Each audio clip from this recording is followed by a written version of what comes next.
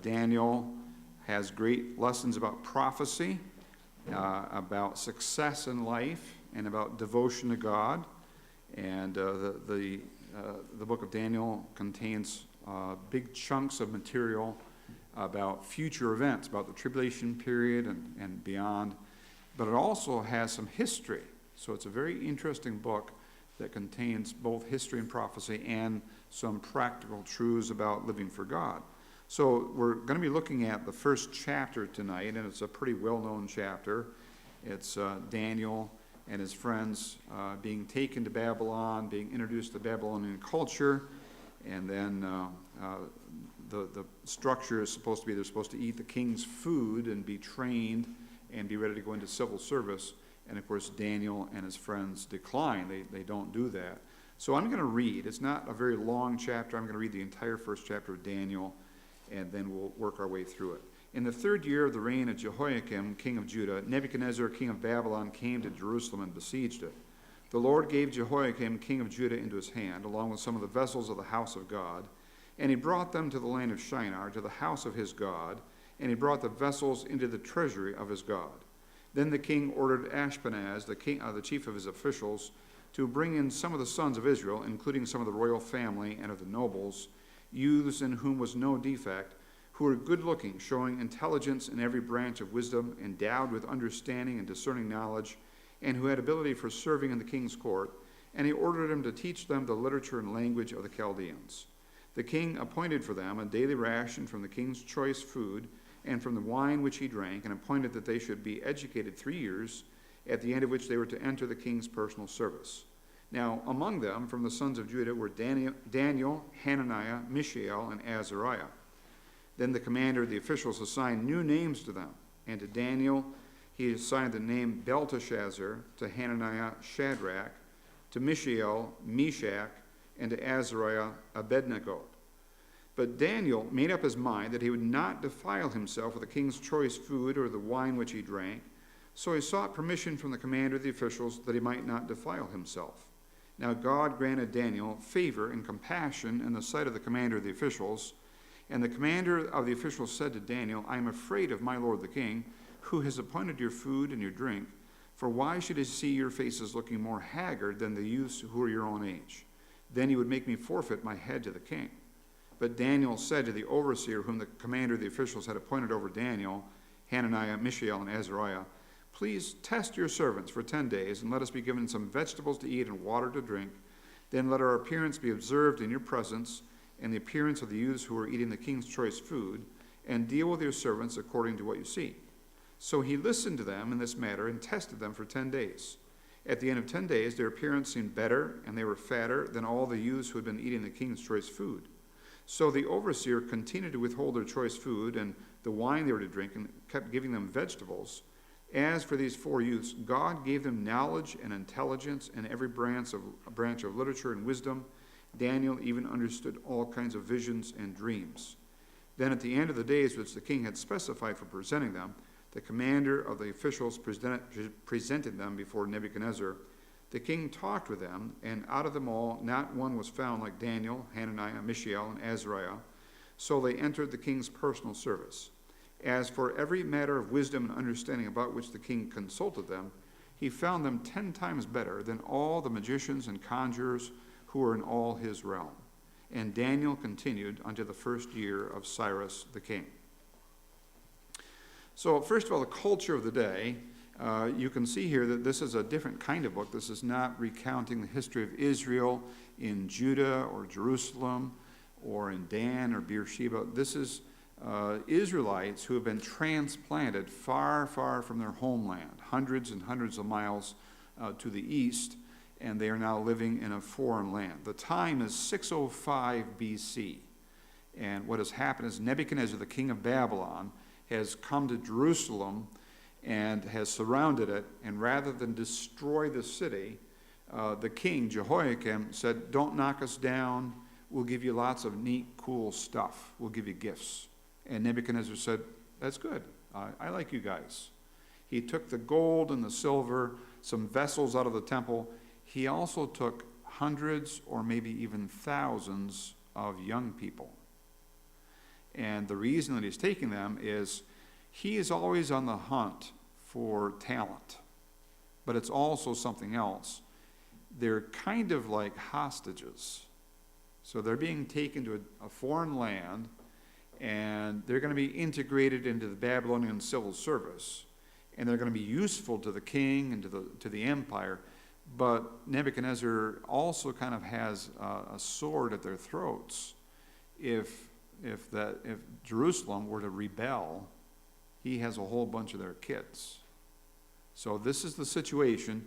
Daniel and his 3 friends are taken to Babylon. Specifically, this is in Shinar, which would today be in the country of Iraq. So this is Iraq. And the world power is, in fact, the Babylonian Empire. It had just subdued Egypt, and the Assyrian Empire is just a piece of this. The land is today known as Iraq. So God had been warning through his servants, the prophets, for actually a couple of hundred years, the Jewish people, the southern kingdom of Judah. He had been sending prophets time after time after that. We have the records of many of them. Ezekiel and Jeremiah and Amos and so on. We have their records. And God has been sending them to the Jews, warning them, you must repent. If you don't repent, then I am going to send punishment. What was the number one sin that the nation of Judah was engaged in at this time? Idolatry. They were worshiping other gods. They had assimilated the religions of the people around them. And so they'd, the Egyptian golden calf and Dagon and Moloch and Milcom and Chemosh and all these horrible gods and goddesses from the nations around them. They've pulled them in, and the Jews are worshiping them, giving credence, giving honor and praise to these gods that are nothing. They're stone and wood statues. And God has been saying for generations, you've got to repent. Idolatry is forbidden. Idolatry is wickedness. To serve, to worship anything other than Jehovah is wrong. But the people of Israel just wouldn't listen. And so in 605, God allowed the Babylonians to come and surround the city. And they didn't knock it down, but they did take a lot of tribute, and they took these young people. And so that is now why Daniel and his 3 friends, Hananiah, Mishael, and Azariah, are taken to Babylon. Now, the book of Daniel is interesting for a number of reasons, not only the layout of it, the outline of it, but also for the fact that it's written in 2 languages. So from chapter 1 through chapter 2, verse 3, it's written in Hebrew, and then starting in chapter 2 and verse 4, you can even see where it says, then the Chaldeans spoke to the king in Aramaic. From that point to chapter 7, verse 28, it's written in Aramaic, which is the language of the court in Babylon. So that's the official diplomatic royal language, Aramaic. And then it flips back after that point to Hebrew once again. Kind of interesting, where the spotlight is on Jews and Jewish activity, Jewish personalities. The language is Hebrew, where the spotlight shifts more to Nebuchadnezzar and to Babylonian and Persian stuff, international, the language shifts to Aramaic. So it's very, very intriguing. So the culture of the day is these young men are in Babylon. The Babylonian, we know this from secular sources, Babylonian training program was they would enter very intensive and extensive education at age 14. And so it's probable, we can't be sure, but it's probable that Daniel and his friends are 14 years of age. And they get sent to class. They're going to learn the Chaldean, the Babylonian language. They're going to learn geometry and history and science and literature and all. They're going to be trained as if they were going into government service, because they are. And this lasted for 3 years, and at age 17, Babylonian youths who were eligible were taken into civil service. So it's likely that Daniel and his friends are being trained in the same way and perhaps approximately the same ages. So notice now the command of the king in verse 3. The king ordered Ashpenaz, the chief of his officials, to bring in some of the sons of Israel, including some of the royal family and of the nobles. So Daniel and his friends are probably from very highly placed nobility or even related to the royal family in Judah. They're nobility or royalty. They're now hostages. They're in a foreign land 1,000 miles away, and they're going to be trained in Babylonian civil engineering and history, and they're going to become part of the government of Babylon. So the king orders these young men to be brought in, and they're selected, and now the cream of the crop, Daniel and his friends are the cream of the crop, and they're going to be turned over to this Ashpenaz, the chief of the officials, and he's going to be in charge of their food, their daily regimen, their training, all of the stuff that they're going to be doing for the next probably 3 years. And so they're turned over to this man, and the program of training, as I said, lasts about 3 years. And these youths in question, one of the first things that happens to them in verses 6 and 7 is the commander of the officials gives them new names. So he's going to take away their Hebrew names and give them Babylonian names. And so Daniel means God is judge. Quite often in Hebrew names, if you see a J-E, that's a form of Jehovah or Yahweh. If you see an E-L, that's a form of Elohim, God. And so Daniel, God is judge. But the Babylonian system is going to take that away from him and call him Belteshazzar. May Bel is a Babylonian god. May Bel protect his life. And Hananiah, which means beloved of the Lord, there's another form, that I-A-H at the end of Hananiah, I-A-H. Think of the I like a Y or a J. Yah, Jehovah. And Hananiah means beloved of the Lord. That's what his name means.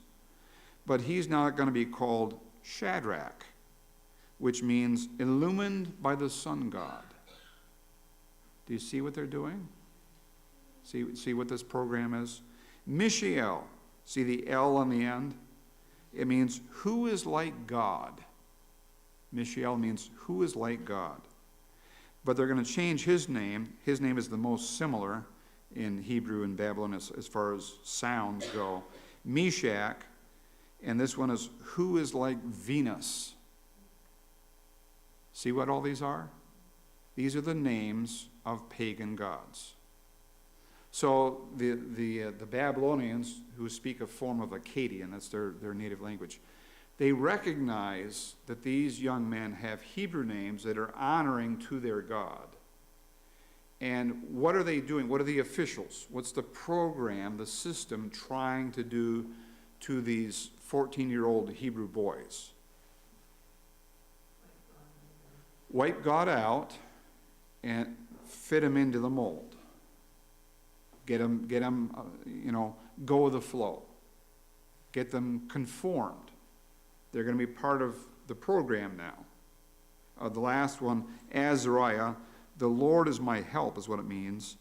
And he's going to be renamed Abednego. Now, when I was a boy, and we would have prayer time, you know where this goes, don't you, Janice? She knows. We would have prayer time and Bible reading and a story, maybe at bedtime. And then my dad or my mom would say, it's Belteshazzar, Shadrach, Meshach, and to bed we go. Yeah. So that was a thing. Yeah. Abednego, and it means servant of Nego, another Babylonian god. So there's an attempt being made here by the Babylonian power, the government, the education system, to take these young men, strip them of their relationship to Israel and to Jehovah, give them a new identity, and now they're going to fit in. You know, you can change a boy's name, but if the boy's heart is devoted to God, you can't change his character. And these 4 young men are going to stand out as amazing, loyal servants to God. They stand out as among the finest representatives of loyalty to God in the entire Bible. So notice with me, thirdly now, starting in verse 8, the courage of the youth. And so in verse 8, it's been decided that these young men are going to have the same food that the king gets. The king gets the best food there is, obviously. And his staff, his royal court, people who are his advisors and aides, they get the finest of the fine. They get the best of the best. And if you're training these young men to be ready for court service, then they get the same food. The very richest, the best food, whatever Babylonian gourmet is, that's what this is going to be. We find in verse 8, but Daniel made up his mind that he would not defile himself with the king's choice food or with the wine which he drank. What do you think is going on there, where Daniel decides that he is not going to defile himself? There are 2 main possibilities for what this indicates. Can you guess what they are? What would one be? He's a Jew. Kosher law. Pigs, the rules about an animal that divides the hoof and chews the cud, all these rules about what you can eat, what you can't eat. And Daniel and his friends know there's going to be non-kosher food. We're not going to eat that. Another possibility, you can't really find it too much in the Old Testament, but it is referenced in the book of 1 Corinthians, food that has been offered to idols. And you can find this in 1 Corinthians. Now, we don't know, because it doesn't say here, there's no indication which of these 2, or maybe there's another reason we don't know anything about. But Daniel saw that to participate in this diet, in his mind and his heart, would be dishonoring to God. It would not honor God. And the word that's used is defile. It would be unclean. It would be wrong for him to participate in the diet that is being proposed. Now, just picture the pressure that's on Daniel and his friends. They're 1,000 miles from home. They're in a foreign country. They're just barely beginning to speak the language. They are being groomed for government service. They have army officials, high government people all around them all the time telling them what to do.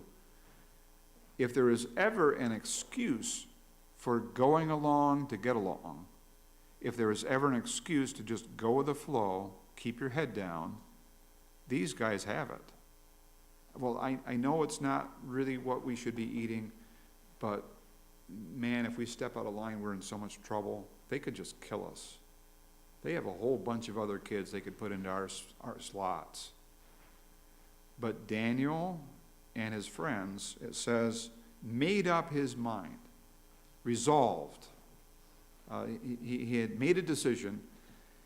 I am going to be loyal to God no matter what. Even at such a young age, even at this young age, this young man has made a determination, I am going to be loyal to God above everything else. Nothing else is as important as that. And so, God blesses, and Daniel, it's interesting in verse 8, Daniel sought permission from the commander of the officials that he might not defile himself. Now this shows a wisdom, a discernment that is really quite unique for a young man, especially in this kind of a setting. Do you see what he's doing? He recognizes that he needs to be loyal to God, but he's not going to just thumb his nose at the Babylonian authorities. He's not just going to stamp his foot and say, I won't eat that. Jews don't eat that kind of thing. He's not going to do that. He goes to the chief of the program. He goes to the guy that's in charge of the training, and he says, my friends and I are, as you know, from a different land, and we have certain ideas about food that we should eat. And here's what I'd like to propose. My friends and I are just going to eat vegetables and drink plain water, and not the stuff that you're giving to all the other students, all the other cadets in the program. Just vegetables and water. And the chief of the program says, well, I can't do that, because when the 3 years is up, the king will look at you and he'll see how weak and wimpy you are, and you're so far behind the curve, and he'll kill me. And Daniel says, here's an idea. Give it 10 days. Now, there's sort of a little bit of a hidden idea behind this. It doesn't come right out and say it in the text. But there's a suggestion that Daniel is trusting God to bless and to give positive results. We certainly do find in this chapter that God is at work, and God has plans, and God is behind the scenes doing things. That certainly is true. But there's a suggestion or an implication that Daniel is trusting the Lord. So now notice specifically, starting in verse 17, that God is involved. They tested the young men, and they discovered that they were doing fine. Physically, they're healthy and strong, they're stable. And then in verse 17, as for these 4 youths, God gave them knowledge and intelligence in every branch of literature and wisdom. Daniel even understood all kinds of visions and dreams. Then at the end of the days which the king had specified for presenting them, the commander of the officials presented them before Nebuchadnezzar. The king talked with them, and out of them all not one was found like Daniel, Hananiah, Mishael, and Azariah. So they entered the king's personal service. As for every matter of wisdom and understanding about which the king consulted them, he found them 10 times better than all the magicians and conjurers who were in all his realm. And Daniel continued until the 1st year of Cyrus the king. Well, observe that behind the scenes, God is doing something. Now just ponder for a moment the actual situation, the reality of what this looks like on the ground. 4 Hebrew boys transported against their will and away from their families, hundreds and hundreds of miles to the east, to a foreign land, an enemy land, a land that had taken over their own town, their own city. And now they're being forced into education. They're being drilled and regimented in a way of life that is so foreign to them. And yet, God has plans. God has things that he is doing. And we see a piece of it in the very last verse of the chapter. And Daniel continued until the 1st year of Cyrus the king. From the point at which we're introduced to Daniel in verse 1, the 3rd year of the reign of Jehoiakim, king of Judah, until here, from 605 BC is the starting point. Daniel served in the Babylonian government, and after that the Persian government, for a total of 70 years. 70 years of government service. Wow. And this is a believer. This is somebody who believes in God. This is somebody who has a very close walk with God. And he is able to influence the emperor of the known world. Interesting. So we might look at this as a tragedy. Daniel and his friends, uprooted from their home and their families, taken a long ways away, plopped down in a foreign enemy territory, forced to do things they don't want to do. But God knows what he's doing. And these young men are there for a reason. They are there because God has plans. part of the plan is Daniel is going to be the conduit for some amazing prophecies about the future, written down right here in Daniel. He's going to be the scribe who writes down some of the visions he has about future events and the end of days. And so God is at work in this whole situation, doing exactly what he wants to do to carry out his perfect plan. I notice here in Daniel chapter 1 that Daniel had this determination to be loyal to God. And God used that in his life, and God blessed. So again, behind the scenes, God is blessing. Daniel and his friends become very knowledgeable. Verse 17, God gave them knowledge and intelligence in every branch of literature and wisdom. Daniel even understood all kinds of visions and dreams. And down in verse 20, as Daniel and Hananiah and Mishael, Azariah are tested, they're discovered to be, in the words of Daniel, verse 120, 10 times better than all the court advisors, all the magicians, all the other people, the Babylonians. And so God is blessing. If there's one thing we can't do without, it's the blessing of God. We've got to have God's blessing. We can do without comforts, we can do without friends, we can do without money. But if we don't have the blessing of God, we've got nothing. And so God is blessing Daniel and his friends here. And this is a testament to God's faithfulness, God's plan. It's also a testament to the purpose and determination of Daniel and his friends. That they have decided, I am going to be loyal to God. And of course, that's a great encouragement to us. In spite of the wickedness of the world around us, in spite of the uncertainty, there are things happening in the world that even a couple months ago, would you have believed that Russia would go to war with Ukraine? That is just, wow. Where did that even come from? The world is so full of uncertainty. But we can determine, I will be loyal to God. And God will bless that. God will honor that. And he'll use that for the glory of his name and to be an encouragement to others around us. So Daniel stands as a testament of God's faithfulness, God's blessing, and of the importance of having a determination to be loyal to God above all else. Well, we're going to enter into the communion service here momentarily, and in just